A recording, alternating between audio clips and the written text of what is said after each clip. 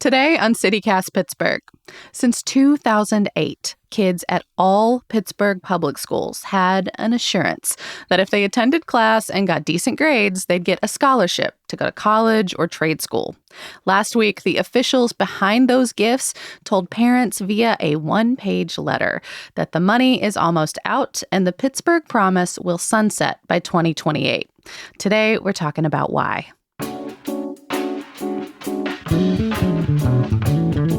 It's Monday, September 25th. I'm Megan Harris, and here's what Pittsburgh is talking about.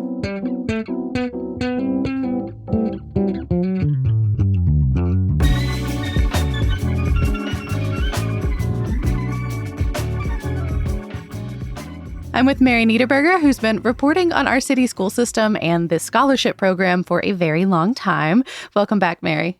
Hi, Megan. Thanks for having me. I know you were covering the district in 2006 when the Pittsburgh Promise was first proposed. What was happening in the city and the school district then that folks thought, you know what, let's try this? The idea was to provide a wonderful opportunity for kids to make sure that they headed towards some kind of higher education, whether it was trade school or college, and also to really support the Pittsburgh schools, have some incentive for people to keep their kids in the public schools. And it really because worked. We were having a big city retention problem. Pittsburgh population was going down. They were worried about that. That's correct. Absolutely. So did it work? Did the scholarship program keep families in Pittsburgh, boost graduation rates, get more kids to consider college, things like that? Absolutely. And the big thing that they worked really hard on in those early years, what they found in the beginning is that the minority students were not qualifying or were not pursuing it. And they really worked to get those kids into the program. Because the requirements were a 2.5 GPA and 90% attendance, which Pittsburgh Public has had a chronic absentee problem for years and years and years. So a lot of these kids, a 90% attendance rate is just not feasible for their family situation. Right. They actually, I believe, even instituted a forgiveness program on the attendance. I can't remember how it worked. But they hit the mark on all the things that they wanted to do. It's just that's not going to continue, and that's very sad. Do you remember in those early years talk of a specific end date? Not in the early years. 2015 is the first year they started talking about that they really felt like more money was going out than was coming in. And at that point, they had enough to fund through 2028. That they just had a big fundraising push, and had it not been for that, it would have been ending in 2022, but it was 2028.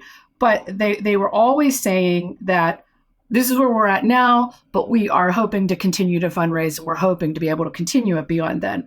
So this letter seems so abrupt. That's what I've been hearing from folks, too, is that, all these stories, including your own, talk about an uncertain future. But there was no fine point put on it. It was, we're funded through 2028, but we want to keep going, was always the subtext of that. And then this letter comes out, and the language of it is framed as an important reminder that the program was always meant to help just one generation. And it's very clear, no matter what maybe they knew on the inside, that they did not disseminate that message clearly to kids or their families. I think that's been the shock factor over the last few days. Absolutely. And the other thing that I thought about when I saw this is, the Promise has been very cooperative with the media. Over the years, I attended a number of events, like they would do annual reports and they'd make a big deal and they'd report to the community. And they used to be a pretty big dog and pony show. Absolutely. Absolutely.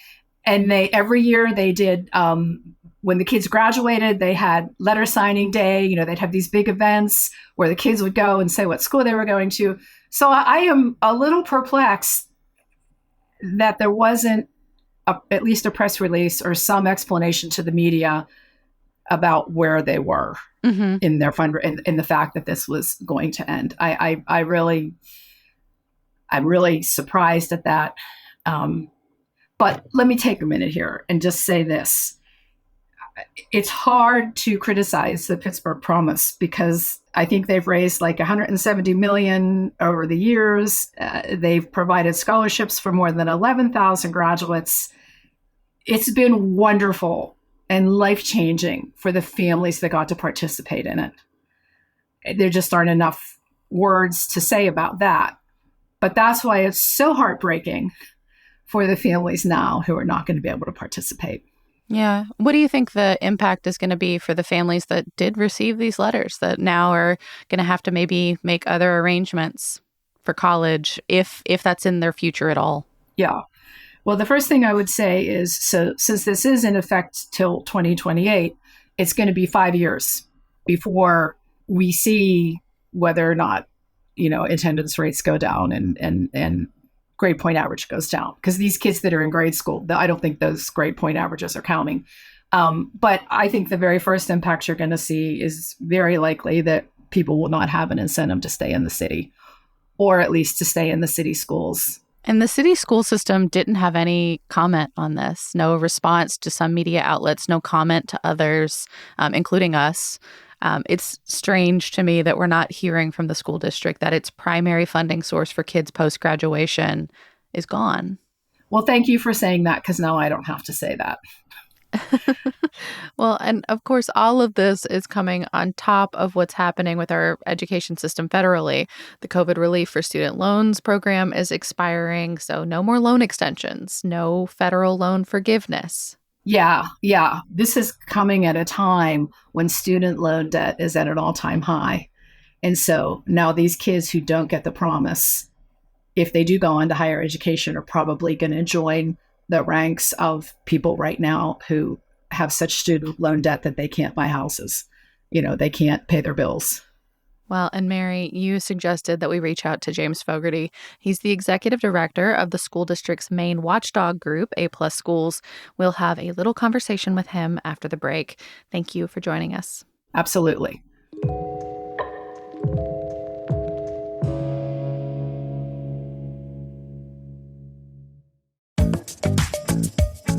The Pittsburgh Citywide Task Force on Employee Ownership was created to help businesses in the Pittsburgh region thrive and grow by bringing the message of employee ownership and its benefits to 30,000 businesses in the area.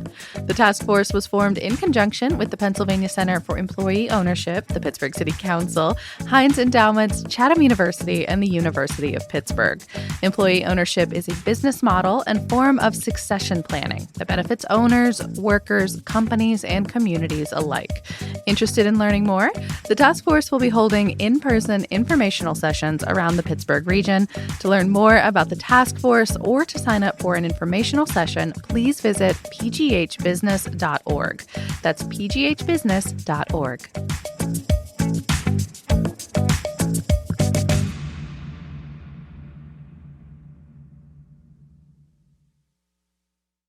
ABC Friday. It just takes one great idea to change your life. Shark Tank returns for its 15th season. I didn't know I was going to cry right now. With new guest sharks, Jason Blum of Blumhouse, Michael Rubin of Fanatics, and Candace Nelson of Sprinkles Cupcakes. I'm going to make you an offer. On a scale of 1 to 10. I've never seen anything like this on Shark Tank. This season is a 15. I totally believe in you. Shark Tank premieres Friday on ABC and stream on Hulu. James, thank you for hopping on a call. First and foremost, how are you feeling with this news? Yeah, I mean, I guess what's interesting to me is this isn't news, at least to me. Like, I don't know. I've known for a while that the promise was sunsetting, and that 2028 was its last year.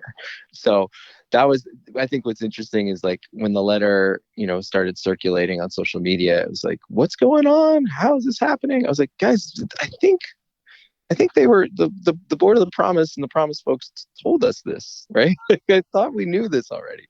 I mean, maybe you did. If I take a hard look at the news stories from way back, yes, I agree. There were signs, but I don't think people, and certainly not parents, took that to mean that it's definitely ending. Not right now, and definitely not through a letter home with kids. You know what I mean? Yeah. No, I mean, granted, I'm inside this stuff and I'm thinking about it. And so, yeah, I'd already kind of said to my wife and to our kids, like, that's not a thing we're going to we're gonna be able to take advantage of. That's okay. Let's think about what we need for us to make sure you can get to college, and then also what do we do to support other kids in our community. So yeah, there was always going to be sort of the rip the Band-Aid moment, and I think I thought we'd have it ready, but I guess we're here for lots of others who are just now understanding it.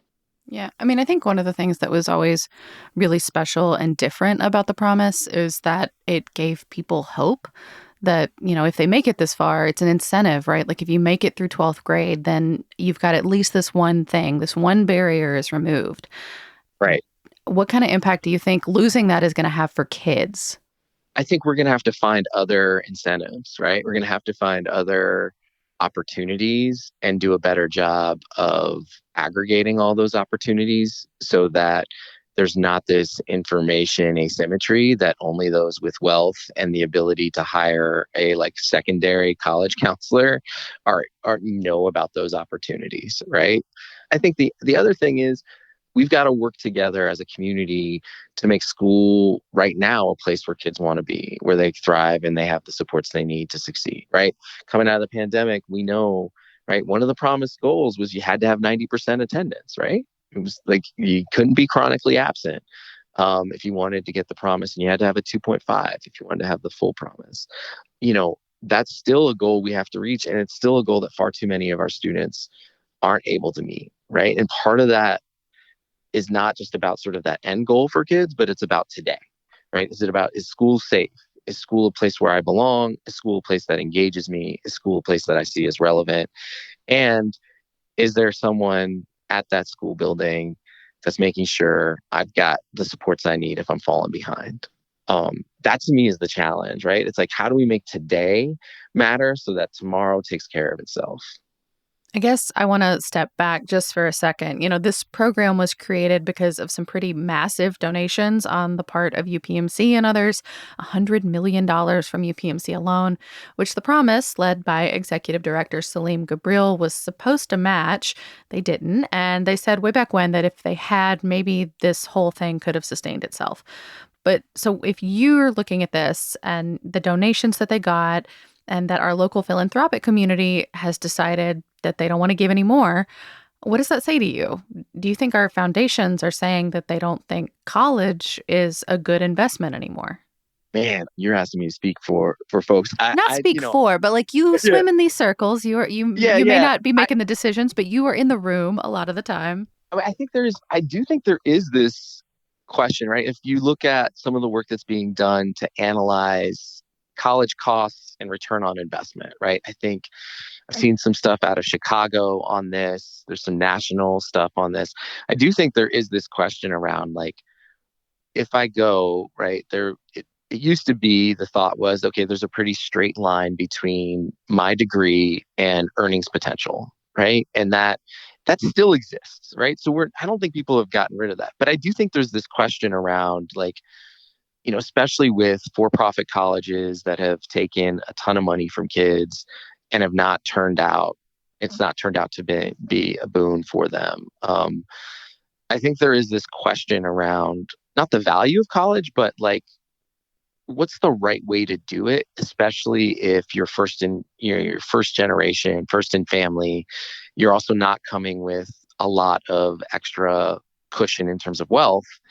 Going to college is an expensive endeavor. And so how do we make that work for kids and families that, might be struggling or experiencing some economic disadvantages? And I don't think the sunsetting of the promise is a statement that college doesn't matter. I do think it's a statement of what the initial intent of this was to retain population, maybe isn't as important, and we need to be looking at other more targeted vehicles to create equity in our communities and really focus resources on those who need them most.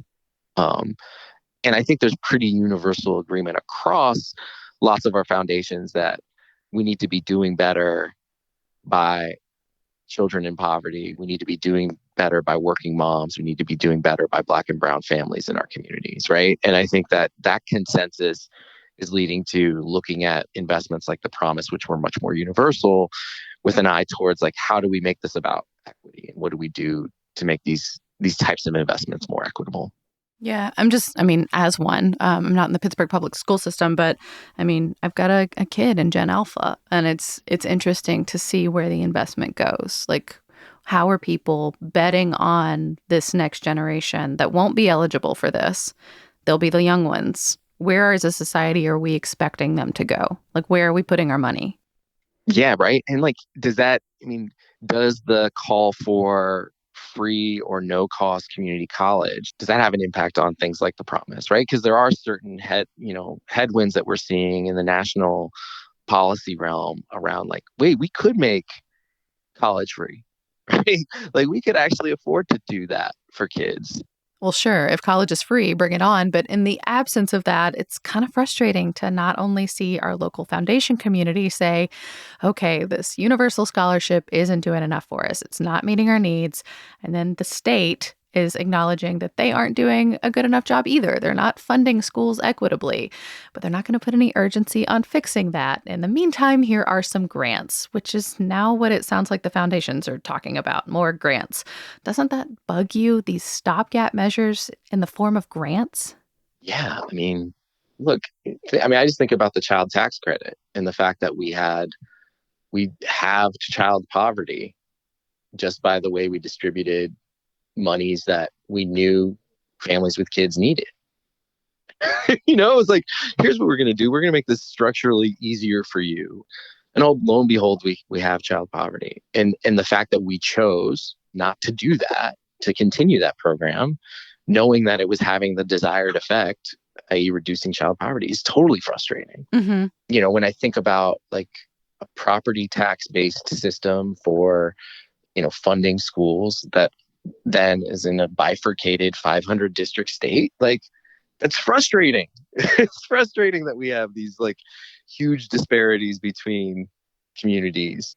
So yeah, I totally am frustrated by the fact that we have systemic inequity and racism, and we choose not to deal with it, and instead funders have to come in when community leaders say, like, here's a need, it's not being filled, it's a stopgap, and we'll keep fighting on the policy side to fix it. I don't want Gen Alpha or anyone who comes after them, Beta, I don't know where we're headed, to be saddled with the same stuff we were. Like being a millennial at the moment we were going to college, or Xer, like you kind of got taken advantage of. You just did. The student debt crisis is what it is because of that. Yeah, I fought for, in the 90s, I was in DC fighting for, expansion of student loans, right? Because we thought if we just had more, freely available student loans and grants from the federal government, we thought, okay, if you had more access, you could equalize college, you could democratize this a little bit. And so it's not just for elite kids, right? Does that feel a little bit like a Pandora's box now? Yeah, look, we added funding, and college is spending. you did what you set out to do. But do you feel great about that now? No. I wish, but like the flip side is like at the time, right, when you're thinking about what it is that students needed, and this is what I was a college student, right? I was like, man, if there was just additional dollars that we could tap into that were both subsidized and or just grant money, that we could expand those programs, could we get to a place that was more equitable? And I'm giving you a hard time, but I recognize that if like the universities had not also made their bills so much more, then maybe the loan expansion would have worked. Right. Like, again, the theory was, you'd see inflation at universities that would track with the rest of the economy, right? Like you didn't expect like 200% inflation in college tuition. True. Well, so I've heard you in the past be pretty complimentary of the promise and the folks behind it, including Salim, who's been there from the start. We spoke with a reporter who covered the inception of all of this, Mary Niederberger, who said the same. But I want to challenge you a little bit. Do you think if Salim Gabriel or others who were helping behind the scenes had been able to do more to fundraise more, that the promise could have kept going? Like, in your mind, is that a factor at all? Yeah, so, I mean, again, I hope you're able to talk to Celine directly. I would love to if you want to tell him to call us. Yeah, I will. We did reach out. Okay, good. I will say, as someone who does fundraising, it's super hard. I think hindsight being what it is, if you think about like how it was structured from jump, like it was always going to be hard to fundraise for a universal program. And I think like one of the things that, as someone who's we're focused on equity, I know they are too, but it's like a universal program means that folks who don't necessarily need the money got the money. And that means that you ran down your endowment faster as a result. To me, like, yeah, could there have been better fundraising? Yeah, probably. I don't know. But like, look, I couldn't do what he's done. I trust, as someone who's fundraising for my organization and for what we're trying to get done in terms of getting kids to school every day, I know how incredibly difficult it is. And of the fundraisers I know in this town, nonprofit, he's one of the best, if not the best. I mean, I have a hard time imagining anyone better suited to raising the money for the program as it was designed. James Fogarty, thank you so much. Yeah, of course. Happy to do it. We heard from Pittsburgh Public Schools as we were finishing up this episode. District officials said via email that they started announcing this when the class of 2028 were in kindergarten. In the meantime, work with the Promise organization will continue through that date and even beyond 2028, and that they're looking to the public sector to, quote, commit to a sustainable policy solution for funding post-secondary education in Pennsylvania.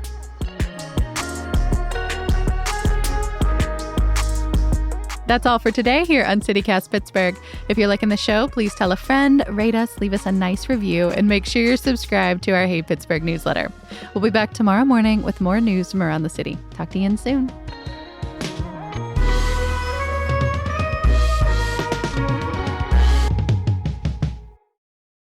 It's great. I love it. Lots of brain power.